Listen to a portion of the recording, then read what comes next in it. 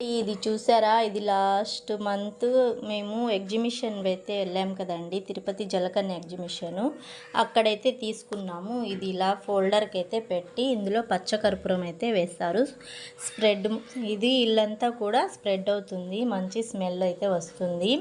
ఇక్కడ చూడండి, ఇక్కడ లైట్ అయితే వేసాను, స్విచ్ అయితే వేసాను కదా, ఇలా ఫోల్డర్కి పెట్టి స్విచ్ చేసినప్పుడు ఇదంతా కూడా లైటింగ్ అయితే వస్తుంది.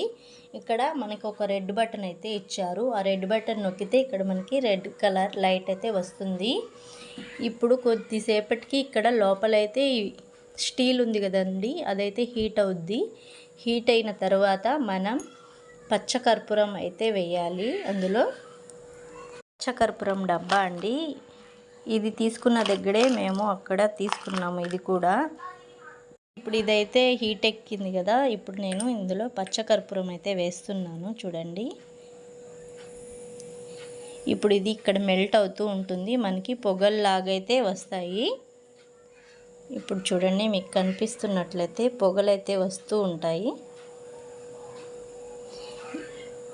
ఈ స్మెల్ మొత్తం కూడా హౌస్ మొత్తం కూడా స్ప్రెడ్ అవుతుంది, మంచి స్మెల్ వస్తుంది. ఎలా ఉంది ఫ్రెండ్స్, లైక్ చేయండి, నచ్చితే కనుక వీడియో